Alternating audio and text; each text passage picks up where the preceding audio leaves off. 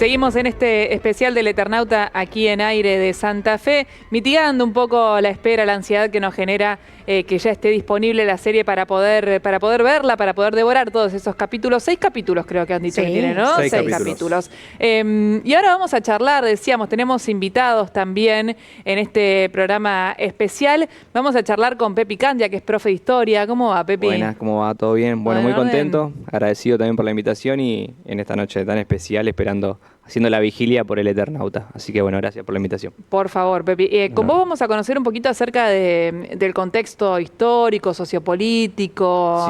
Sí, vamos a hablar de un poco del contexto sociopolítico y del Oesterheld militante, ¿no? Recordemos, ¿no? Es una persona que la desaparecieron en la última dictadura cívico-militar, así como sus 4 hijas.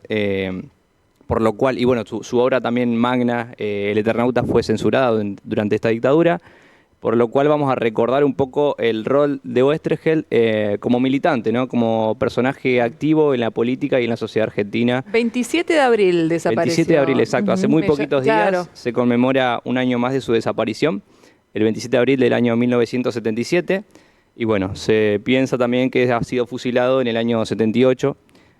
Recordamos también que sus 4 hijas fueron secuestradas y asesinadas también, ¿no? Dos nietos también desaparecidos y uno de los nietos, Martín Oesterheld, que todavía, que está vigente y que ha participado también en la serie de Netflix con el director Bruno Estañaro. Así que sí, por eso la importancia de hablar de Oesterheld, ¿no? De su obra y cómo también en el Eternauta está también muy cargada de esta realidad política de los 60 y los 70 en Argentina. Una historieta que va a marcar también las juventudes de estos años, ¿no? Recordemos también una juventud muy movilizada, vinculada también a las organizaciones armadas, como brazo armado de las agrupaciones políticas. Y bueno, me parece también importante destacar este aspecto de Oesterheld como un tipo que vivió también para mencionar ese tipo de cosas en sus historietas y que más adelante, digamos en los años 70 ya, empieza a militar también en Montoneros y es donde más se va a politizar en un sentido, ¿no? Ahí, nunca se lo ha delineado directamente con un partido político en particular, pero ha tenido acercamientos, ¿no? Por ejemplo, ha escrito sobre Evita, ha escrito una obra que se llama El Descamisado. Digo, también hay una especie de resistencia que también adopta un poco también de la participación de sus hijas tan jóvenes que empiezan a militar también en la organización Montonero. Nunca desde un lugar violento, no se conoce como la participación en episodios violentos por parte de ninguno de los Oesterheld, pero sí desde la parte como intelectual, ¿no? Una militancia desde las redacciones de escritos y ese tipo de historietas y narraciones que empieza a hacer desde la década de los 70. Recordamos también que en el 68, por ejemplo, tiene un escrito, una historieta sobre el Che Guevara, una biografía sobre el Che, que la dictadura de Onganía, vamos a mencionar varias veces la palabra dictadura porque Argentina entre el 55 y el 83 vive 30 años casi de dictaduras y gobiernos, no por faltar el respeto ni a Ilia ni a Frondizi, pero como marionetas, ¿no? Como víctimas también de un poder militar y de las Fuerzas Armadas que todavía gobernaban el país como con hilos, como si fuesen los sellos, ¿no? en la historieta. Pepi, si tenemos que pensar en un Oesterheld de 1957, mucho antes de Montoneros, ¿qué militancia podemos llegar a pensar que él tenía en ese momento cuando escribe El Eternauta? Bueno, o cuando se publica más bien. Sí, ya de por sí, pensar en el héroe colectivo que es Juan Salvo también refleja una mirada.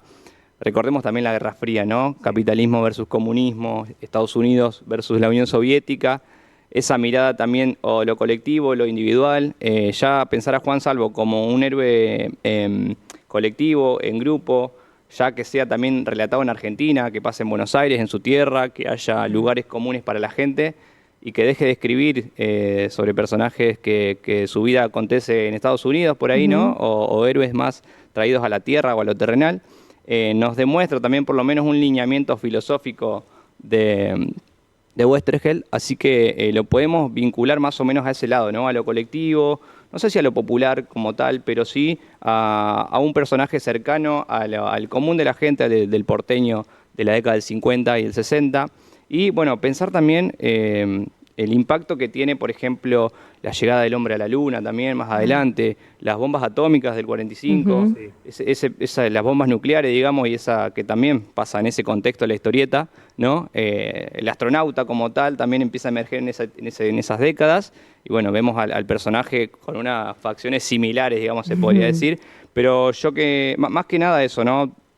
Antiimperialista se podría decir, anticapitalista, y por sobre todas las cosas como pensándolo más bien en un héroe popular, se podría decir, o héroe colectivo. Me parece que eso se ve un poco también en la selección que hace de los personajes del grupo, digamos, de Salvo. De la partida de truco. Claro. Exacto. No, pero aparte, ¿qué es cada uno, no? Un ferretero, un tornero, o sea, toda gente muy... Un profesor de universidad. Obreros, digamos, ¿no? Prácticamente de la clase muy clase trabajadora. Exacto. Bueno, recordemos que escribe El Eternauta, o por lo menos empieza a aparecer, digamos, semanalmente, en plena dictadura de Aramburu, ¿no? En el 55 hay un golpe de Estado, el cual derroca a Juan Domingo Perón, bombardeo de Plaza de Mayo, ¿no? Esto dura hasta el 58. Pero ya escriben en un contexto de una violencia política o una, digamos, descreimiento también en ese tipo de herramientas del Estado, ¿no? Así que... ¿Sabés qué pensaba, Pepe, cuando decías esto? Cuando hablamos de ciencia ficción, en el momento, en el gobierno del momento, que se entendía que era una crítica política a lo que estaba pasando, se lo veía como, viste que estaba en ese momento muy de moda Superman y un montón de otras historietas, tal vez podía pasar desapercibido y no pasar como una crítica política en algún punto. Bueno, es que la primera parte, por lo menos el Eternauta, no tiene como una carga directamente política, la segunda parte sí, ya más que nada. Pero en el momento no se lo piensa tanto como eso, sino más bien entretenimiento, digamos, como un cómic que empieza a surgir y que sí se va a ver reflejado un poco más en los 60, los 70, cuando se empieza, por lo menos los dirigentes políticos empiezan a darse cuenta que es digamos, un material muy recurrido por los jóvenes de clase media, que son los que después más adelante van a llevar adelante la resistencia política contra los golpes de Estado. Por lo que no hay un conocimiento, digamos, apenas sale la historieta, ¿no? Como decir, esto viene a atacar a la dictadura, ¿no? Entonces, creo que pasa un poco desapercibido en ese sentido, ¿no? ¿Pero porque se prohíbe en algún momento el Eternauta? el Eternauta se prohíbe en la última dictadura. Después, con el Eternauta 2. Exactamente, del 76 al 83, el Eternauta 1 ya es prohibido. Digamos, al tardar 2 años en escribir el Eternauta, por lo menos la primera edición, del 57 al 59, por eso digo, es como semanal, entonces va saliendo todo... como fresco, por así decirlo, y la noción completa se tiene, digamos, 1 año después de lo que significa la carga que tiene la historieta como tal. Por eso, en la dictadura del 76 se prohíbe el Eternauta, sí. Pepi, tenés una charla, ¿no?, para presentarnos y para compartir con nosotros también. Bueno, sí, vamos a hablar un poco sobre La Viuda. Vamos a ver un fragmento sobre la viuda de Oesterheld, que habla de la desaparición de sus 4 hijas y luego de su marido, hoy se me fue el nombre, Germán Héctor Oesterheld, así que lo vamos a ver.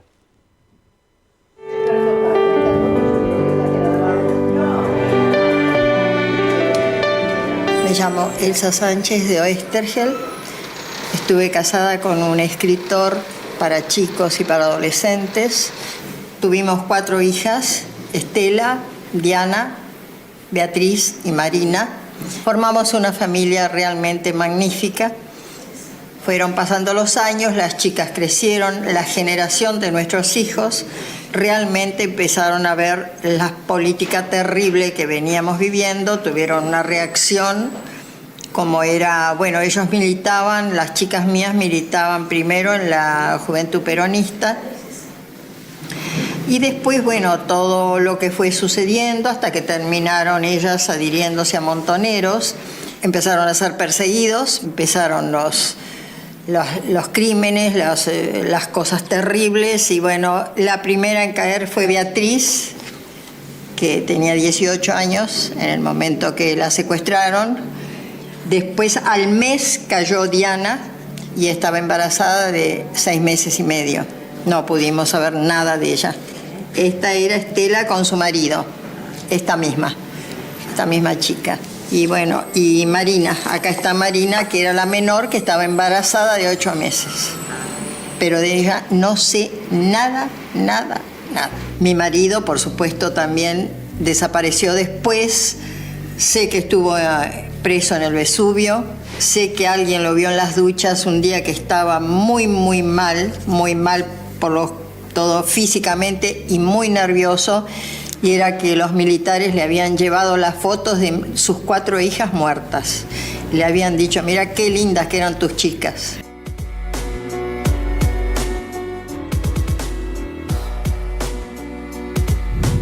La palabra de Elsa, la viuda de Oesterheld, que nos ha traído Pepi Candia. Pepi, gracias por Muchas haber gracias a venido. ustedes, un placer. No me olvido, ¿personaje favorito del Eternauta tenés? Y Martita.